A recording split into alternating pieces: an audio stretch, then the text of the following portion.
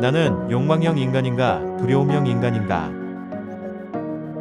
코칭의 핵심은 코칭을 받는 사람의 성향과 능력을 파악하는 것이 우선되어야 하므로 본인이 어떤 성향인지 먼저 알아보는 시간을 갖기로 한다.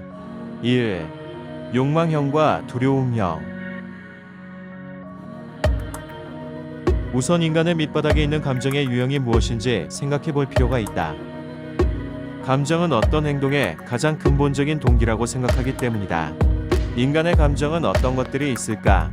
우선 희로애락인 기쁨, 노여움, 슬픔, 즐거움의 괴로움, 두려움, 호기심, 동경, 사랑, 욕망, 연민, 서글픔 등 비슷한 감정인데 다르게 표현되는 것도 있고 슬픔과 서글픔처럼 비슷한 것 같은데 결이 다른 것이 조금은 분명한 것도 있다.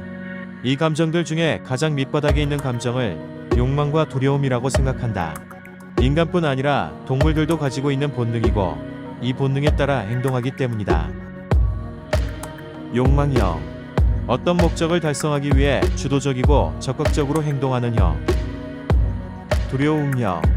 어떤 두려운 결과나 상황을 피하기 위해 방어적이고 소극적으로 행동하고 대비하는 형. 위 두 유형의 가장 큰 차이는 목적의 적극성과 소극성이다.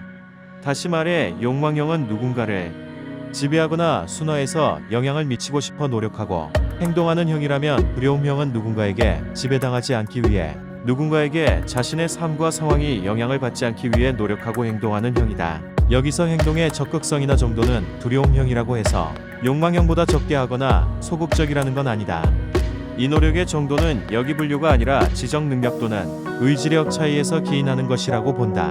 욕망형과 두려움형을 구분하기는 사실 쉽지 않다.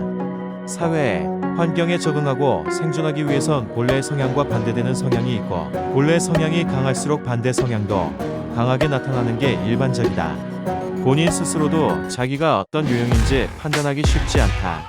학문적으로 검증되거나 과학적인 방법은 아니나 그간의 경험을 바탕으로 구분하는 기준은 다음과 같다. 미래의 낙관성. 욕망형은 아직 일어나지 않은 일을 본인한테 유리하게 해석하는 경향이 강하다. 반대로 두려움형은 불리하게 해석하는 경향이 강하다. 의사표현의 적극성. 욕망형은 대화 중 듣기보다 말하는 비중이 높고 두려움형은 말하는 것보다 듣는 비중이 높다. 자신감과 신중함. 욕망형 인간은 미래를 낙관하기에 대체로 매사 자신감이 있다. 지나칠 경우 또는 조절을 못하는 경우 허언이나 과장으로 보이기도 한다. 반면 두려움형 인간은 대체로 신중하고 역시 지나칠 경우 소극적이고 소심하게 비춰지기도 한다. 기타. 상대편으로부터 메시지, 전화, 메일 등이 오면 대체로 두려움형 인간은 하던 일을 멈추고 바로 응답을 하는 경우가 많고 욕망형 인간은 하던 일을 마치고 응답을 하는 경우가 많다. 욕망형 인간보다 두려움형 인간이 셈이나 숫자가 정확하다. 욕망형 인간이 좀 더 솔직한 편이며 두려움형 인간이 속마음을 숨기는 경우가 많다. 욕망형은 이해에 민감하고 두려움형은 옳고 그름에 민감한 경우가 많다. 두려움형이 약속 시간을 잘 지킨다. 욕망형은 시간관념이 희미하며 대수롭지 않게 여긴다.